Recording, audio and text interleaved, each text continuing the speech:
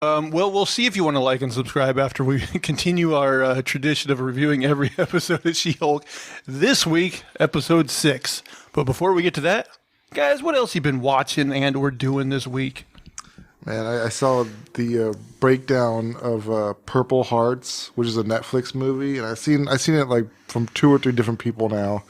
And it's an awful movie. Purple Hearts? Is this like a war movie? What is this? Well, so like it's really lame. It's this girl who's supposed to be like a liberal, and this Marine who's supposed to be like, I guess, a conservative. Oh, and so like red and like a blue romance makes purple. Yeah. And she needs health insurance, basically. She's got diabetes. She can't get her insulin. It's too expensive. If only there was universal health care. Right? Yeah. So, like, she's just got a shitty life. And then this Marine comes along, and he has health care from the government. And this is not how this works in real life. You cannot do this in real life. But she gets married to him. Like, she knows a guy who he knows, and then, like, they end up meeting. And so, yeah, they get together, and they have this fake marriage for insurance. I guess he gets some benefit out of it, too. I'm not sure. I think he, like, saves money somehow. But, on blowjobs, I hope. But, like, it's this terrible story about how, like, they fall in love, and there's, like, no... It just doesn't make sense.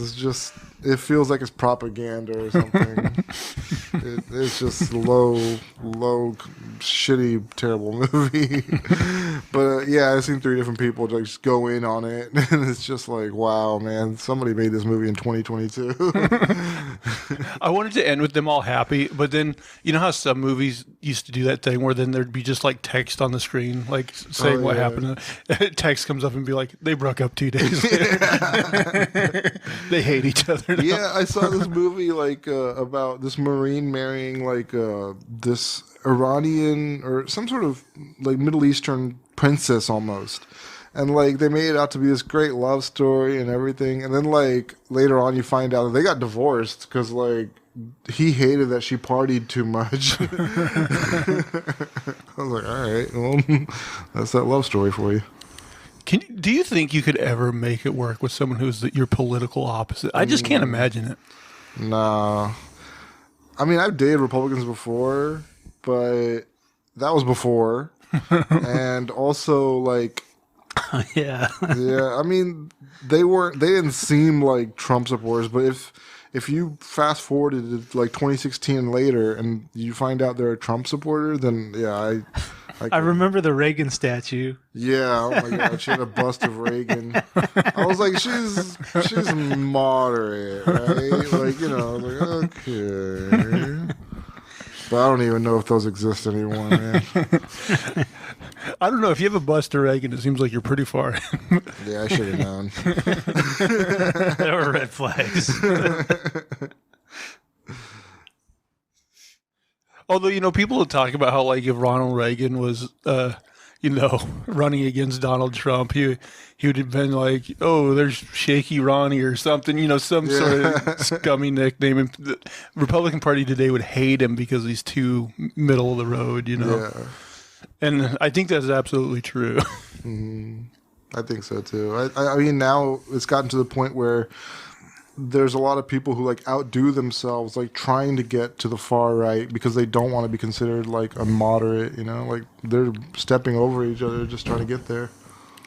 By the way, do you watch more breakdowns of movies and TV shows than actual? Oh, yeah, absolutely. I watch more breakdowns. Like, it saves me the time of like having to watch a movie that's not shitty enough to be good bad, but at the same time, you get to appreciate the bad quality of movies. You know, you get to see the humor in them that other people found. So I like it. It's a good deal. And what about you? You guys are keeping me loaded on bad shows. Just one. One at a time. Baby. One at a time, yeah. So far. Yeah, once Disney starts airing like 2 Marvel shows a week, then you're really screwed. Yeah, well, we're going to talk about that, but you did get me to watch Severed, which was pretty good. And unfortunately... It's Severance, right? Yeah, I think that's what it is. Oh, they in the show they're called Severed, but right. the show's called Severance. Right. But yeah, pretty good. But I don't know that I really love that they ended on a cliffhanger because I'm like, this is one of those shows that could just be blindly canceled. Like it's good, but does it hit like enough people? Yeah, that would suck. I didn't think about that. That would because it did leave on a pretty good cliffhanger. Yeah, it was way up there. I think people liked it quite a bit, so I'm assuming it'll come back. But that would suck. Actually, I stayed up late last night for like the first time in a long time, and I finished that episode, and I was like, oh, I got to go to bed. And I got out in the morning, I was like, well, I got nothing to do for a while. I guess I'll keep watching. And I was like, oh, that was the last one. That sucks. Yeah, they want you to come back. Yeah, great show though, right? Yeah, it was good. And then I noticed you've been watching that Cyberpunk Edgerunners anime. Yeah, I don't know how many of those I've watched. I've watched 4 or 5 of those. It's going pretty good. Enough to keep me entertained. I've also been watching breakdowns of Christian movies. Like there's a service called service called PureFlix, and it's basically like Netflix but for like Christian stuff. It's just Kirk Cameron movies. I think Kirk Cameron is on there. I dare you to buy a month of that. And just binge it. There's no free trial. We need you to pay out of the game. Yeah, definitely. But oh my gosh, there is some variety of just terrible movies in there, and they even try to make horror movies, and they're so tame and not scary. And it's always like Satan, the devil is always bad guy. The question is like, if that's the only TV you had, at some point you would start watching it. Yeah. And then more than that, at some point you'd be like, man, I really would like to watch some TV today. Do you think you'd ever get Stockholm syndrome and be like, yeah, they're making some good points? For sure. Yeah, if that was the only thing you could watch, then you would develop like an emotional connection to a horrible TV show. Man, yeah. Like, I've never watched one of those Kirk Cameron movies. I just know they exist. Like, I think there's one called Fireproof or something where he's, I don't know, some Christian firefighter maybe. I don't know. And he gets burned to death. A common theme is cancer in these movies. Like, people die of cancer and stuff. And it's just like, all right. I guess they're, like, saying in hard times, turn to God, Yeah. That's how you get them. Yep. God save those guys. I didn't watch a ton this week, but I did just get out of the theater. I decided to watch the re-release of Avatar because I never got to watch it in the theaters, and like everybody said, like that's the movie you got to watch in 3D. So I did that, and like it's kind of a cool experience. But what I found weird is that I thought the 3D effects were like most like distinct and profound in the scenes where it was just like people talking like in a building, rather than like the more fantastical like parts. I know, Pandora. like in some like what opens like in the spaceship, right? So that was I remember that being a impression when I first watched it. Yeah, there is a spaceship at the very beginning. Yeah, but yeah, no, I really liked it. One thing I thought was weird was like they're like at some point there's like some pictures like on a refrigerator or something random, but the pictures themselves look 3D, and I was like, that doesn't make sense. I did notice that, and I was like, is that maybe like a weird effect they couldn't get rid of or something? Well, I thought maybe they were saying like in the future, pictures will be in 3D. Oh. I don't know. But yeah, it didn't really make sense. I noticed that too, and I was like, that does look a little strange, but I didn't know if it was just like, something caused by the 3D effect that they couldn't maybe get rid of, and they're just like, it looks distinct, I guess. How long has it been since you've seen it in 3D? No, when it came out. It would have been like 2009. I can't remember that stuff, yeah. I just remember I liked it in 3D. Yeah. I thought it looked really good. I was just like a little kid in a candy store. It was just, I was like, whoa. Yeah. It's one of those movies where like I didn't see it right away, and like a lot of reviewers are pretty harsh on it. They were just like, oh, it's dances and wolves in space or whatever, which... Like, I get that, and I get the whole unobtainium of it all. But at the same there were a time, couple lines, like, unobtainium that were preachy. There are, but at the same time, like, I think it's still a fun movie. There's lots of good visuals, lots of good action. And just on the whole, I thought it was really good. Yeah, I enjoy it. Yeah, I think it's an artwork, just like, like visually, it's a masterpiece. Yeah, it looks really cool. Oh, jeez. And then really the only other thing I watched this week is they dropped the first 3 episodes of episodes. That would be a good show of that show Andor. I've heard of that. Yeah, it's this new Star Wars show on Disney Plus. And so far, just 3 episodes in, but I'm really liking it. I think it's really good. Yeah, I've heard good things about it. Yeah. What is it like? Is it like a Star Wars / Game of Thrones kind of thing or something? No. Did you ever watch Star Wars Rogue One, which was kind of like a prequel that took place right before like where the original Star Wars movie would have began, and they get the plans for the Death Star. Oh, okay. All right. Anyway, Diego Luna is like an actor in that movie, and so this is a prequel to that story of his character. Kind of, it looks like how he joined the rebellion to begin with, kind of. Man, I mean, Star Wars is that's an intimidating project, I would imagine, for anybody to take on and build this whole world out, because people have been studying it for decades, and like, yeah, some people are so into it. They will find the plot hole and everything. That's tough.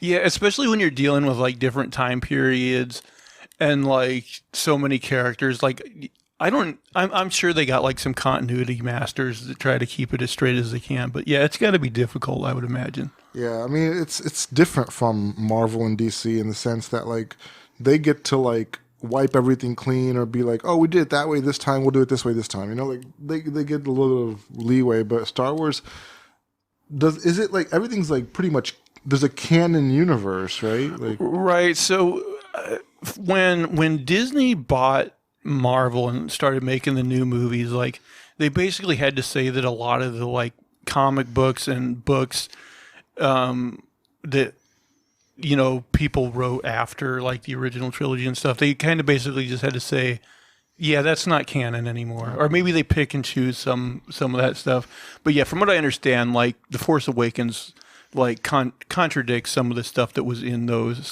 things, and now they just call that stuff like Star Wars like legendary material or something. So like you can still read it and stuff, but it basically didn't happen, I guess. Or maybe they pick and choose some stuff from that. Okay, kind of like Marvel then in that sense. Yeah, makes sense. They need a multiverse to wipe away all their sins. That would be funny if that's like the go-to for everybody who messes up their plot holes. They're like, oh, multiverse. Yeah. It kind of sucks though, because like I really, really dug The Force Awakens, which was the first movie of the new trilogy, Yeah. But then the other two are just kind of like Last Jedi, I really didn't like, and then like the Rise of Skywalker, I was like, it's okay, but it felt like they had to, stuff like 10 pounds of material in a 5-pound bag because the Last Jedi like went so wrong, and like they tried to get it back on course, but it was just like too much to try. I mean, to be honest, I don't remember a lot of those movies. I've seen them, but I think Adam Driver, from what I had seen, like his arc could have been really good if he had become like a really dark villain after everything he's been through. Like, even you see the good in him, you see the bad, of course, but like then did he do that? Like, I don't think so. I don't know. I just always thought he seemed like an angsty wiener. Yeah. In the end, they basically he kind of follows the same path as Darth Vader, where he's like he's a bad guy, but then they kind of redeem him at the end, and make him somewhat good again, before he dies. And it's just like, I don't know. It seems like they could have done something. Oh, so Adam Driver died in the last movie. Yeah. Oh, all right. The turn to evil has never been compelling in Star Wars. The turn to evil, like Anakin to begin with? Yeah. I mean, yeah, the prequels weren't very good, were they? It could have been good, but it wasn't. Yeah. I think both those storylines were, neither of them were. Yeah, that's the other thing. The Last Jedi, that movie tried to explain where Kylo Ren went evil, and that explanation I thought was weak too. I mean, like in the first movies where you just have this preformed evil guy, invader, that was fine, but like they did not arc into it very well. Like they should have just left that alone, I think. You think they should have never gone for the prequel? I mean, maybe, but if you do it, that's like a That's like a keystone. Like you have to get that. I think prequels are tricky because like people are so attached to, the first thing, and they're like, if you're gonna mess with it, like if you're gonna tell me how this person came to being, like it better be as compelling as I find the character, and that's a tough road to balance, I think. And yeah, most people. It's funny. Most people hate the prequels, but from what I understand, like people that were kids when those movies came out, kind of have an affection towards those movies. Yeah, it's every generation has their like that bond, Right? And that's what's happening now. Like the young people today have a bond with the newer movies, just like the people in the '80s had the bond with the originals. Yeah, '70s and '80s. Yeah.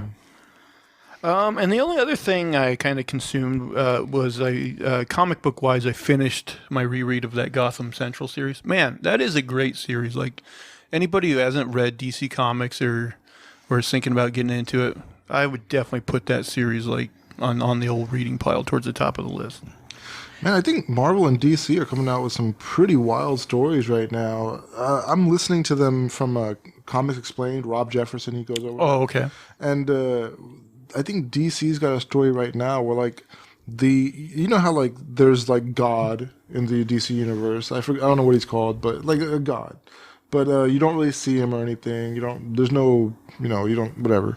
But there's also the opposite of that God, which is like, it's like a devil type of darkness, and that darkness is returning, and it's taking over. Like Darkseid has made him like a little pawn for himself, and like it's just this massive villain that's just like apparently the strongest they've ever faced, and they've like wiped out the whole story with what's her name, Chronica, or Oh, I know who you're talking about too, but I forget her name. I'm mixing her up with the Mortal Kombat lady.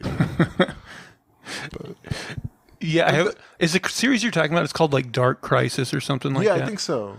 Yeah, I haven't read that one yet. I'm a little behind on my DC comics. I need to catch up. Mm-hmm. But yeah, I know the female character you're talking about because she was in a Justice League book I was reading, and now I forget her name too. Yeah, but yes. But yeah, I mean, it's just and Marvel's doing the same thing. Like I recently told you about like Hulk fighting Thor. Oh, right. They're throwing the kitchen sink with these comics, man. They're like really putting like heavy hitters out there. I don't know. I mean, I thought King in Black was really good too. I love seeing like these villains that are like so compelling and fun to watch. And I think, like we were talking about earlier, like the villains are who make or break these movies, and that's why I think Star Wars kind of has issues ever since Vader left. Finding like another compelling villain. Yeah, like because Thanos was like that villain for Marvel, and everybody got on board with that. I think if Star Wars like sets up the next new villain like that, like Kang is kind of being set up, I think, for the next phase of Marvel. Like if they could do that in Star Wars, they could have like a lot of people jump on board with their villains. The other thing with like Star Wars is ultimately like the enemy is always fascism. Like it's always like a story against like the rebels against the space Nazis basically, and like at least the Han Solo movie was. It was more of a heist movie, and like that stuff is in like the background of the world, but it felt like a bit of a break, I guess. I think the Star Wars is kind of tricky, where the bad guys kind of always feel similar, like they're just an evil soldier, like Hydra, basically. Yeah, working for the Nazis, Yeah. The Empire needs to actually collapse. Well, and that's kind of.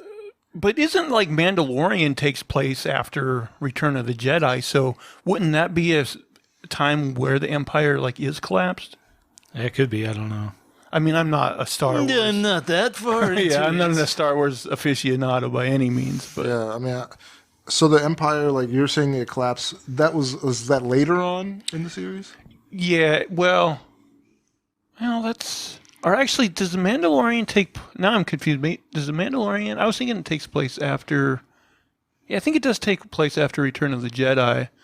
But then I guess at some point, this newer trilogy that we just had picks up and the Empire is reborn in a way. So I don't really know the history of... Which one does Yoda die in? I think he died... he was the last of his... He must die in... I mean, he's the first movie he's in is Empire, so he must die in Return of the Jedi. That might make sense. I'm sure there's nerds like screaming at us right now because I'm by no means a Star Wars expert. I just kind of casually watch Star Wars stuff. Yeah, I can't begin to explain this stuff. But anyway, is in the Mandalorian, is he a clone? Is the Mandalorian a clone? The little, what do they call him? Baby Yoda? Yeah, Grogu? They haven't said that. Because I thought Yoda was supposed to be like the last of his kind. Well, I believe there was a female version of his species in the prequels. And Gremlins too. Can you imagine two like Yodas getting it on? Especially Horny I am. old ass Yoda. I'll ride you like a backpack. Finish inside you, I will.